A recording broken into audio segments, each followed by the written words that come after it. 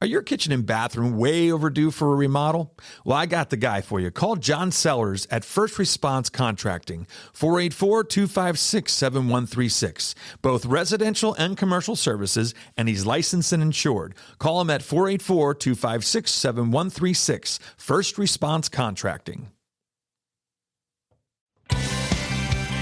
Hello, this is Brad Weisman. You're listening to Real Estate and You, where every time we're on here, we talk about all kinds of things real estate. We bring on all kinds of guests, and today is the same. We're going to have a guy on, but this is the thing that's different. This guy's actually coming to us from Florida, which makes me a little jealous because right now our temperatures, are starting to be in the 30s, and he's probably down there in the 80s. So, but we got a young guy here. He's doing all kinds of stuff. His name is Viktor. And Viktor, I'm going to just say hello first, and then I'll tell your bio a little bit. How's that?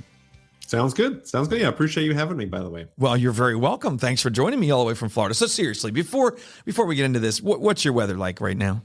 If I'm looking out the window, it's a little bit cloudy. It's probably in the 50s or 60s, so it's not that cold. Whoa. That's why I'm wearing a jacket. It's not that cold.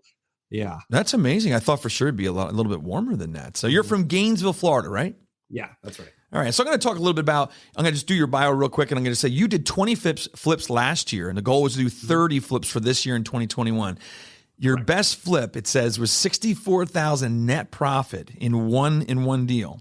You almost backed out of that deal, it says. And flips are the type of properties including single-family residences, townhouses, condos, and mobile homes. You're doing all these different things. How in the world, at the ripe old age of 27, did you get into doing flips? Yeah, no. So I was always interested in real estate, and it was one of those things where real estate was always like, I eventually want to do it. And always in my mind is like, I'm going to do X and then I'll do Y, which is real estate. So let me do step one, and then step two is always real estate. And then one day I was kind of fed up with the corporate job, fed up with all that stuff. And I was like, let me just do real estate, which is what I want to do. And just jumped into it. And then I started wholesaling. Then I started getting to like the fix and flip, and just fell in love with the fix and flips. That's what I've been doing here recently. And so I enjoy it. So you're buying properties at a certain price, obviously. The fix and flip, just so we can let people know what that is that you're buying these properties at a good price, I would think. You're doing some cosmetics or maybe some major stuff. I don't even know. Do you get into some pretty serious fixing up? It depends on the property. It's all about the numbers, honestly. So if the numbers fit, even if it's major, then I'll do it. I've done, just as mentioned, like I do a mobile home, like anything I can flip, I'll flip. It's just buying low, selling high. That's pretty much all there is to it. Yeah, and I've heard that so many times, Viktor. That's interesting you say it. They always say that the money to be made in flipping or investing in real estate is actually when you buy it, not when you sell it. Yes. Because exactly. You got to get it at the right price, because the reality is what it's going to sell for when it's done. You kind of know because you're watching the market, you know what's going on. But if you don't buy it at the right price, there's no money to be made. Exactly. That's the biggest thing. Like I've bought a property, I've made every mistake in the book, and I still sell it and I make a profit. Maybe it takes longer than I want. I go over budget. I sell it for less than I wanted to. But if I bought it right, then I'm still profitable, which is great. So the tricky thing, and if I can, mention for your listeners, absolutely, like if you have any superpower when it comes to real estate, it's like, finding good deals, finding good properties at at a great price. Yeah, exactly. And so you've been doing this for how long now? So I've been full-time for about 3 years. So you're full-time flipping houses? Yeah, right now. And do you have your real estate license? I don't. No. You don't? Have you thought about it? I've thought about it. How I typically buy the properties, I typically buy them off market. So just me going direct to the seller. So no need for a realtor there. Hey, watch what you say about realtors now. Real estate agent, yeah. Don't say anything bad about realtors, because I've been doing this for 30 years. You got to be nice to us, okay? Fair. So there's that. So when I'm buying, I just go directly to the seller. Gotcha. So there's no need for that agent. And then when I sell it, I do like a flat fee listing, like a direct MLS listing for like, $100, $200. So I work with agents in terms like buy side agents who bring me a buyer and I pay them. And I've thought about that recently. Like, there is value. Don't get me wrong. Oh, of course. There is value to being a real estate agent and a flipper. But I don't see it as like, hey, step one, become a real estate agent. Step two, blank. Step three, step four, start flipping. It can help. It can I'd see it as more like a neutral step. I got you. I totally get that. Yeah. And I just thought it's just funny because a lot of times you'll find that realtors are the ones that are doing flipping. It's just interesting that, but there's not to say that you don't have to be a realtor. You can do all this on your own. It's fine. So I got a question for you. The one here, you said you netted $64,000. Okay. That's a lot of money in one property, one flip. And then also the part that really was interesting is that you almost backed out of it. Can you tell me that story? Cause that's a pretty interesting one.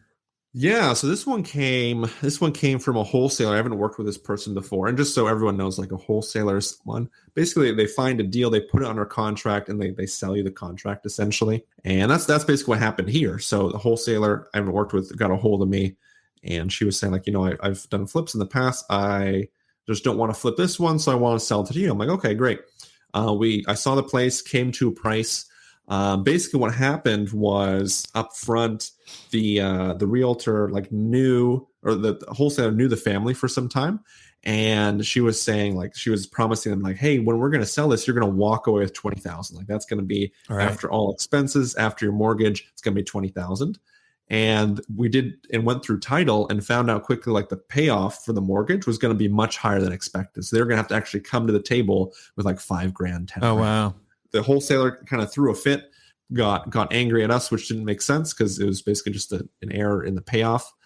Said all these things. So we almost backed out of the deal then because we have enough going on. We don't have to deal with this wholesaler, deal with all these issues. Okay, cool. We decided hey, it's a good enough deal. There's potential here. Let's just move forward with it.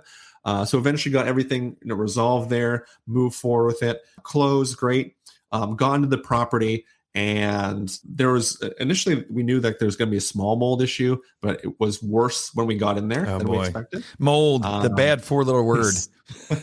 So that's what our thoughts were. So we're okay, this is more serious. Let's get a full-on mold remediation company in here.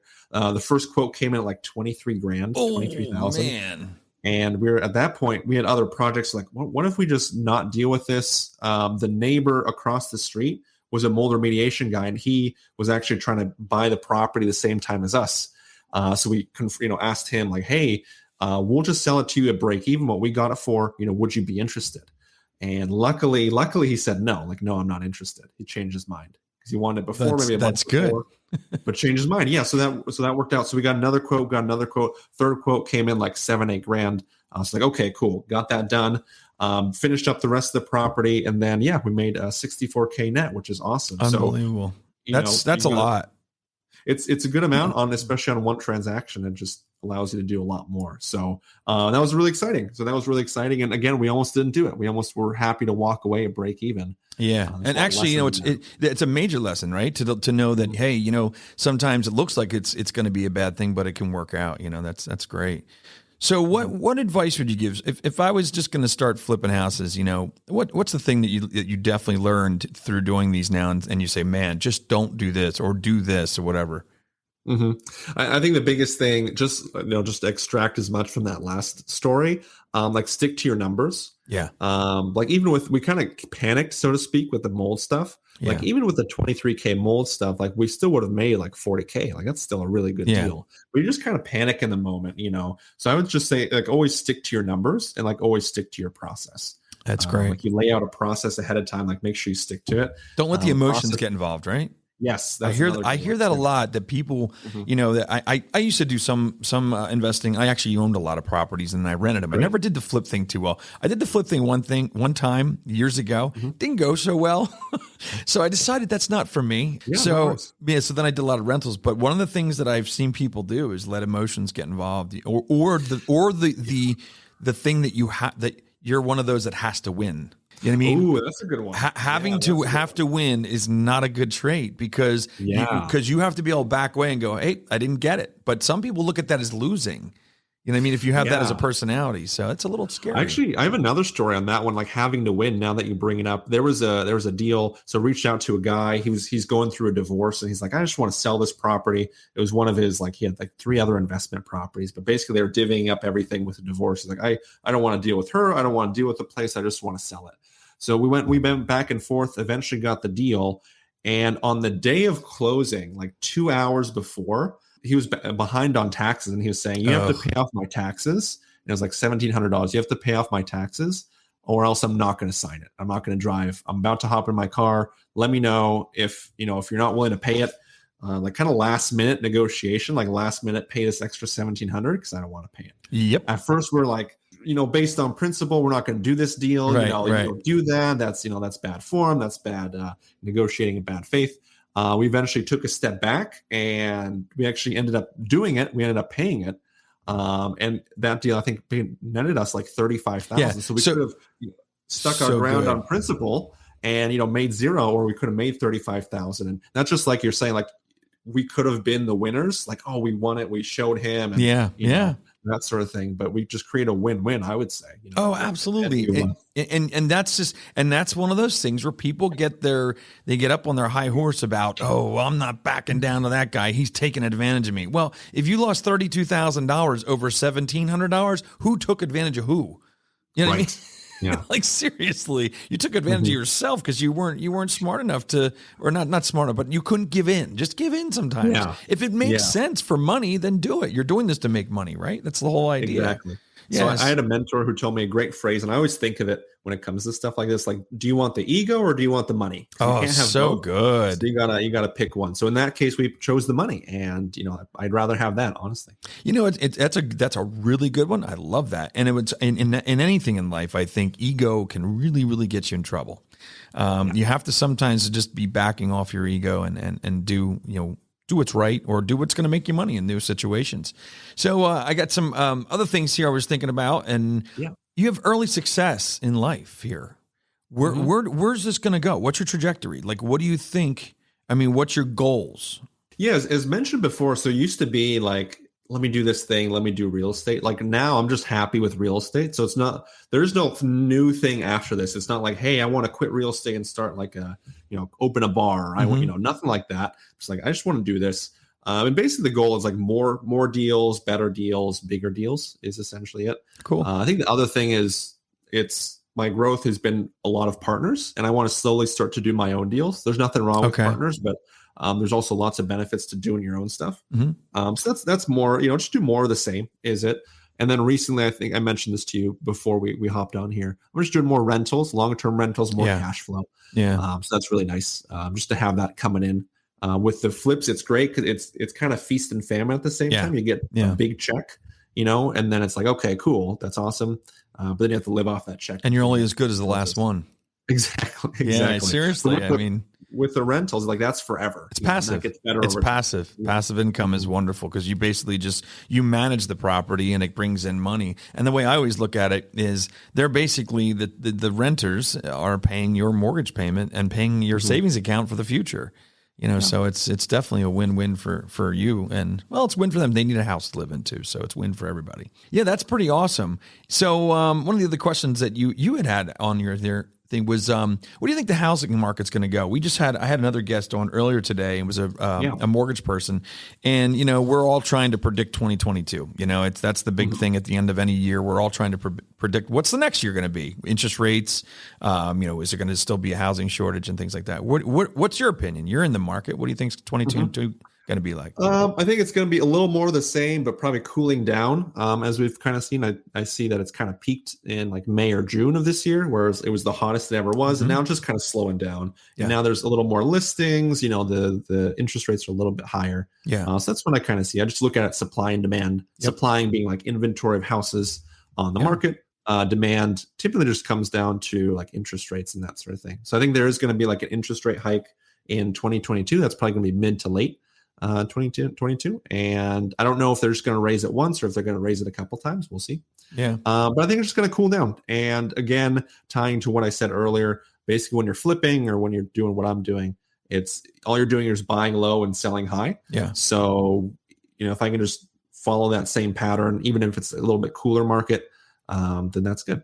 And it's kind of nice. It's kind of nice with this crazy market. It's been really hectic, and we've been doing a lot of deals, and it's hard to get contractors. It's hard to get deals. Albeit on the end, when you sell the property, like you get multiple offers if you get a good deal, or it sells super quick, which is nice. But it feels like a little bit too hot. It's not a sustainable market. That's a good way to put it. It's not a sustainable market, and that's just from being in this for a while, and you've learned a lot in a very short period of time. What you're saying, but you're right. It's not sustainable. We can't keep appreciating homes at 11% a year, which is what we did around here.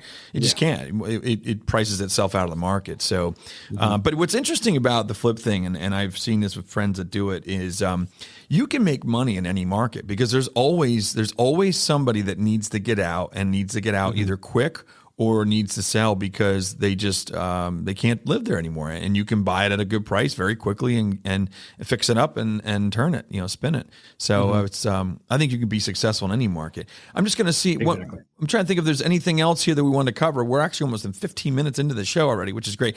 I think you should definitely show what's behind your head there because I asked it before we went live. It says 6-figure house flipper. I love that. So what do you real quick before we end the show here? What do you do in your time when you're time off? Like what do you like to do for fun?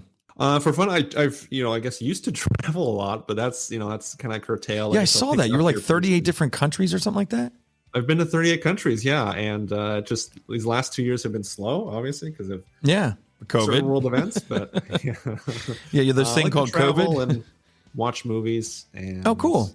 I'm really close to the beach. I'm an hour and a half to the beach nice. To east and an hour and a half west. Oh, good. So I need to be, I need to start doing that more. But that's been a lot of fun too. That's awesome. Very cool. Well, I want to thank you for coming on the show today, man. Good information. Keep on flipping. Keep on doing what you're doing. I think it's awesome. Maybe we'll have you back on here again sometime and see how 2022 is treating you. Actually, maybe later on next year. How's that? Yeah, for sure. I'm into it. And appreciate you, sharing and appreciate you having me on here. No worries at all. All right, man. Have a good one. Take care. See ya. All right, there you have it. That was a good show. We got a guy here from, Victor from Gainesville, telling us all about the flips and everything going on. And that was just awesome. So we'll see you next week.